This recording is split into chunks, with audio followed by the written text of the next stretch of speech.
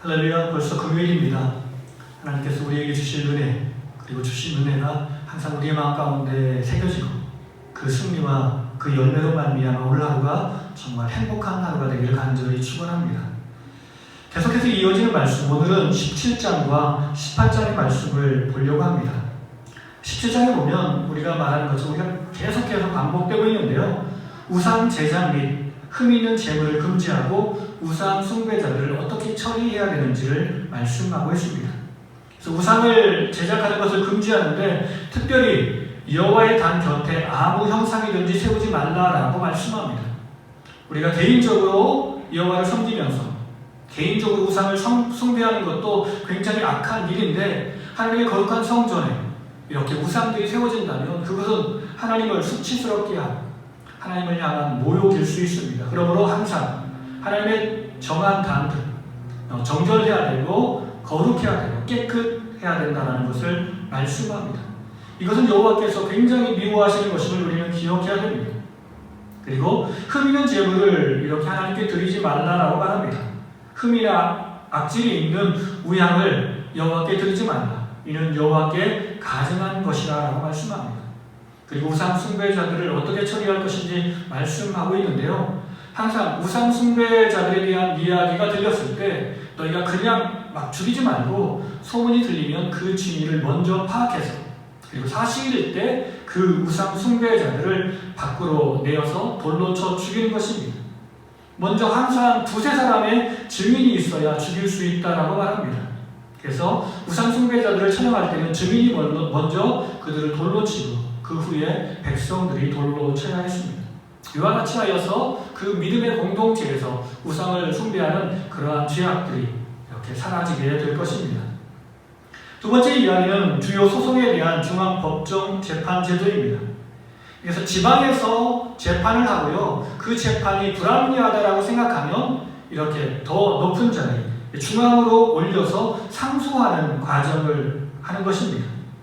그래서 재판에 있어서 상소 절차를 말하고 있는데 서로 피를 흘렸거나 다투었거나 구타한 사건들을 이러한 일이 있을 때 지방 법정에서 판결이 어려우면 중앙 성서로 가지고 나가서 제사장과 재판장에게 구성된 최고 법정에서 이 모든 일들을 판단해야 했습니다. 그래서 중앙 법정이 그 문제에 대한 판결을 하는 것입니다. 중앙 최고 법정의 판결에 대한 절대 권위를 부여합니다. 송사의 당사자들은 중앙법정의 판결에 절대적으로 복종해야 합니다. 만일 그가 거만히 행하여 판결에 불복할 때는 그를 사형에 채 이스라엘의 악을 제하라고 말씀합니다. 이같이 하면 온 백성이 듣고 두려워해서 다시는 이렇게 재판을 모독하는 그러한 일이 없을 것입니다. 세 번째 이야기는 왕의 제도에 대한 이야기입니다. 사실 우리가 이 말씀을 생각해보면 굉장히 의아한 말씀입니다. 왕의 제도는 11세기 중반 정도, 그래서 사울 때 시작된 건데 지금 이 모든 것을 기록한 것은 15세기 말년이었습니다. 그래서 한 350년 이상 지나야 처음 왕이 생기는데 그 350년 후에 있을 그런 왕의 제도를 신명기서를 통해서 이렇게 말씀하고 있습니다. 그래서 왕은 어떤 사람을 해야 되느냐? 왕은 여호와의 택하신 자가 왕이 될 수 있다. 그리고 반드시 이스라엘 백성 중에 한 사람이 왕이 될 수 있다라고 말합니다.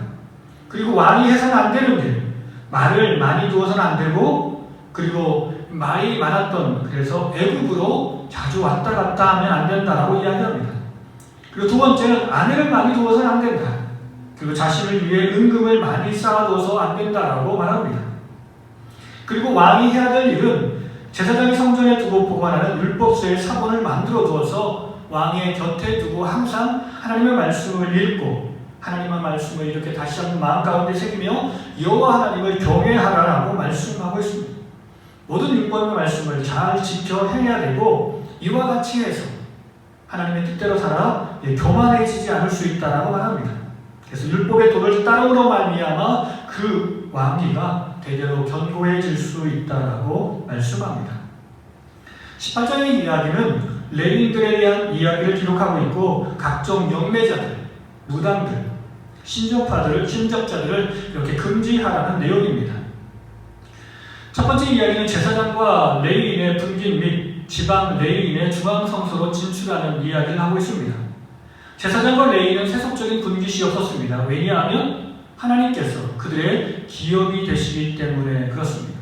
그래서 수많은 백성들이 드려지는 화목제물 그리고 제물들, 이 헌물들을 그들은 먹을 수 있었습니다.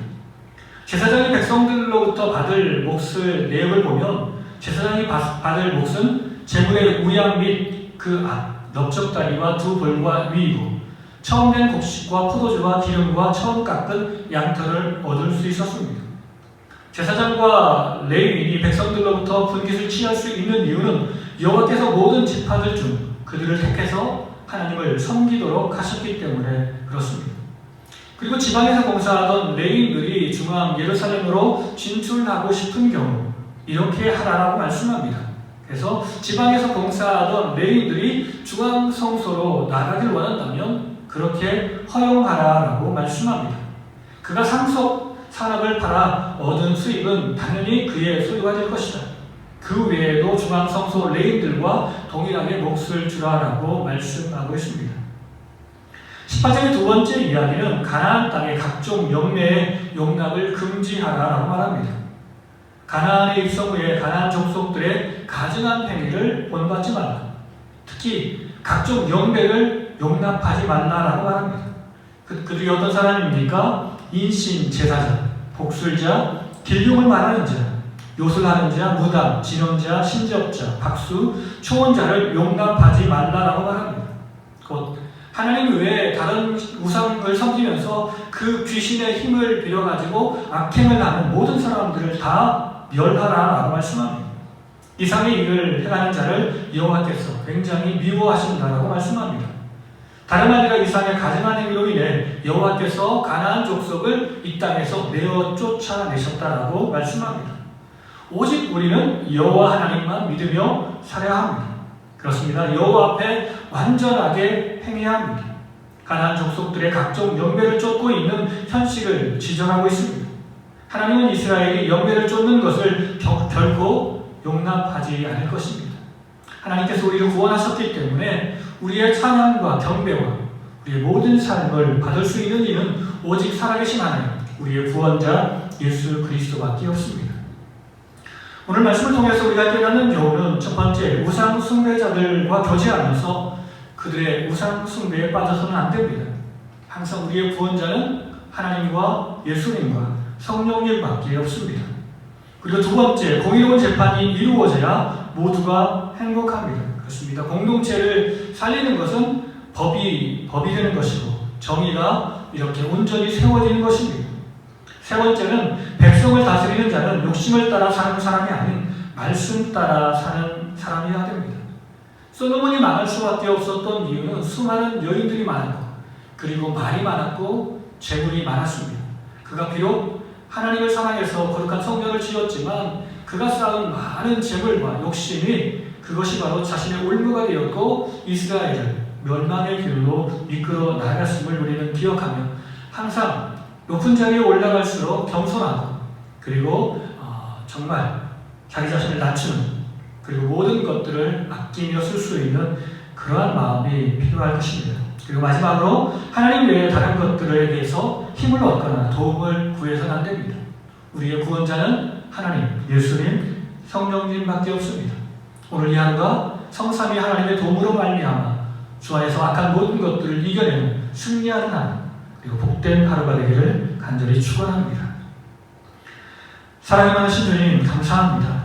항상 내 삶을 살펴주셔서 우리의 마음이 오직 주만 바라보게 하시고 주님을 쫓아갈 수 있도록 이끌어주시니 감사합니다. 우리가 비록 세상 사람들과 함께 살지만 그들의 생각과 그들의 욕심과 그들의 우상을 따르지 않게 하시고 오직 주님만 섬기며 살게 하옵소서. 우리의 모든 일을 손으로 아름답게 변화시킬 수 있는 분은 여호와 하나님을 기억하며 세상의 도움을 구하지 않고 오직 주님만 의지하며 살길 원합니다. 주여 우리와 함께하여 주시옵소서. 오늘도 살아계셔서 우리와 동행하시는 예수님 이름으로 감사하며 기도드립니다. 아멘.